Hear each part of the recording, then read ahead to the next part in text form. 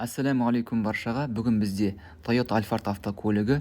Бұл көліктің проблемасы көлікті оталдырғаннан кейін газды басқан кезде ешқандай оборот көтерілмейді. Яғни көлік жүрмейді десе де болады.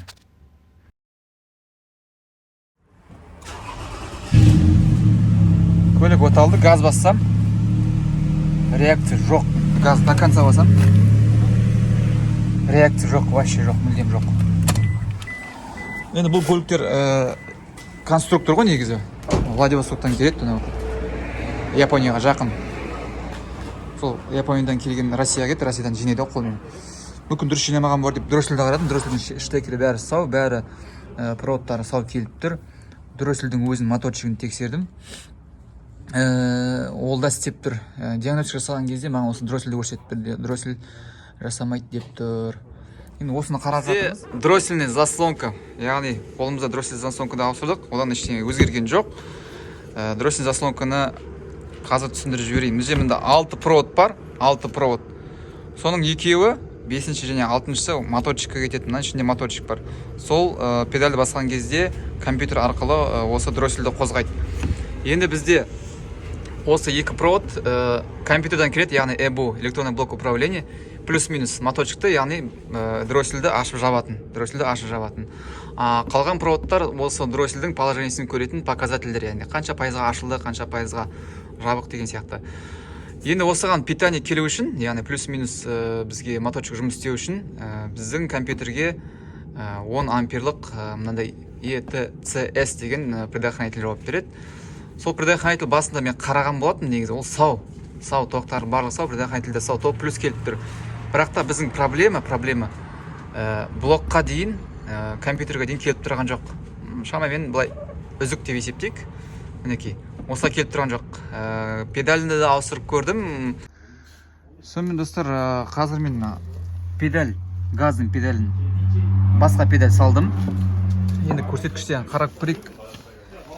Жалпы негізі өзінде істеп тұрған болатын, бірақ өзгеріс бола ма болмай ма қарап жібереміз қазір тағы да. Бізде мына положение дроссельный заслонки, яғни дроссель қанша пайызға ашық, 20 пайызға ашық, мысалы 19 деп тұр. Сол вольтпен көрсетіп тұр, мында вольтпен екеуінің показаниясы.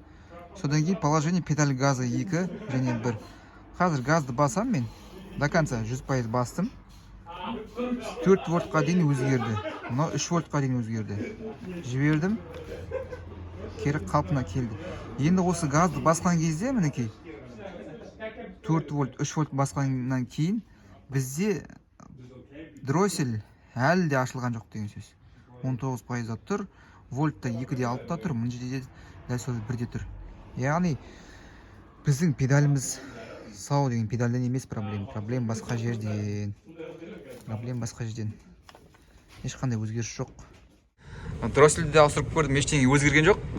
Ақыр соңында осылай распиновка мен схема арқылы осы жерден тапқан болатын. Қазір оны көрсетіп жіберейін. Бізде жаңағы неміз бар ғой. Мына жерде компьютер бар. Мына біздің компьютеріміз екінші штекердің мына ақ қара проводы. Мына әдейі қазір қиып тастадым. Осыған жаңа предохранительден не келмейді, плюс питание келмейді. Енді қазір мен не бере салайын, плюс берем неге? Өзім қолдан, аккумулятордан. Так, не қайда арс? Удлинитель қайда? Проводтың екінші жағын мен әзірге уақытша аккумуляторын плюсын беріп қойдым. Енді тексеріп көрейік, қарайық. Өзгеріс бізде болу керек. Ана барлығы істеп тұрған болатын.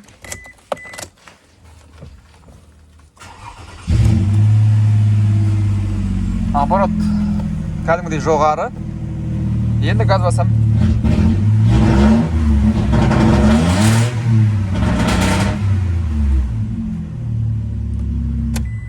Газға реакция бар. В общем, істеп тұр. Барлап істеп осырып тұрғаны астында глушителі жоқ. Глушитель жартылай бар, жартылай жоқ. Сол үшін кішкене осырып тұр. Осы Alphard 3-4 күн алысып, в общем, дросселін ауыстырып, барлығын ауыстырып осыны істедік енді. Енді достар, осы жұмысқа қанша жұмыс ақысын қанша алуға болады деп ойлайсыздар? Комментарияға жазып кетіңіздер. Қанша лайықты, яғни 10 мың, 20 мың, 30 мың ба қанша алуға болады? комментарийдан сіздің комментарийіңізді күтемін. Машина шықты, дайын.